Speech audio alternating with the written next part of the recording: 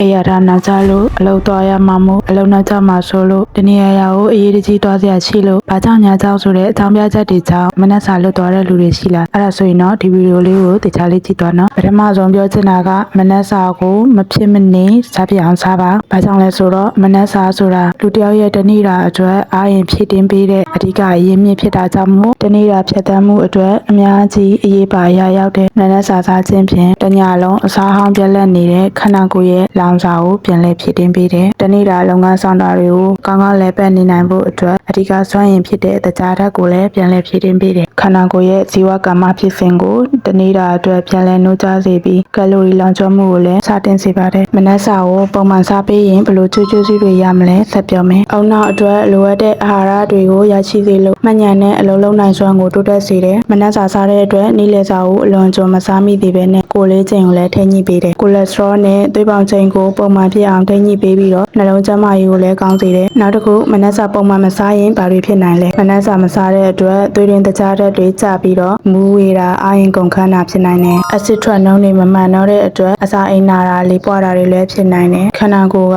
အင်ဆူလင်တုံ့ပြန်မှုမမှန်ကန်တော့တဲ့အတွက်အမျိုးအစားနှင်းစီချိုဖြစ်နိုင်စေလဲမြင့်တက်လာတယ်ဒါကြောင့်မို့ဒီလိုမျိုးအရေးကြီးတဲ့မနှက်စာကိုဘာတွေစားသင့်တယ်လဲဆက်ကြည့်မယ်ခန္ဓာကိုယ်ရဲ့လိုအပ်တဲ့အမြင့်တက်အတွက်အုတ်ချုံဆန်လုံးညိုစားတဲ့ကောင်းနှံတွေအသားဓာတ်အတွက်ချက်ဥပဲမျိုးမျိုးအသားနဲ့ဒိန်ချင်တွေဗီတာမင်အတွက်လက်ဆက်တဲ့သစ်သီးဝလံနဲ့အသီးရွက်တွေပါဝင်အောင်စားပေးရပါမယ်စားသင့်တာတွေသိပြီးပြီဆိုတော့မနှက်စာမှာရှောင်ကျဉ်ရမှာလေးတွေကိုဆက်ပြောမယ်တကြားဓာတ်များလို့နဲ့အစားအစာတွေရှောင်ရမယ်တကြားလုံးအချိုရည်ကိတ်မုံစားတာတွေဟာခဏတာအားရှိသလိုဖြစ်ပေမဲ့စိတ်မတိုင်ခင်မှာမြန်ဖိုက်ပြန်စားသေးတယ်စီကြော်မုံတွေပြုပြင်ထားတဲ့အသားတွေစားတဲ့အစီများတဲ့အစားအစာတွေကိုလည်းရှောင်ကျဉ်သင့်တယ်တာရှည်ခံဆေးနဲ့ဆိုဒီယမ်ဓာတ်အများကြီးပါဝင်တဲ့အသင်စားအစားအစာတွေကလည်းရှောင်ကျဉ်သင့်တဲ့ထဲမှာပါပါတယ်ကဲဒီတော့ကျမပျော်ရွှင်တဲ့နေ့ရက်တွေကိုပိုင်ဆိုင်ဖို့အာဟာရပြည့်ဝတဲ့နနက်စာကိုပုံမှန်ဂရုစိုက်စားသုံးကြဖို့တိုက်တွန်းရင်းနဲ့ညီကုန်းချုပ်ပါတယ်နော်ဆောင်းစားနားဆင်ပေးခဲ့ကြသူအားလုံးကိုကျေးဇူးအများကြီးတင်ပါတယ်ဘိုင်ဘိုင်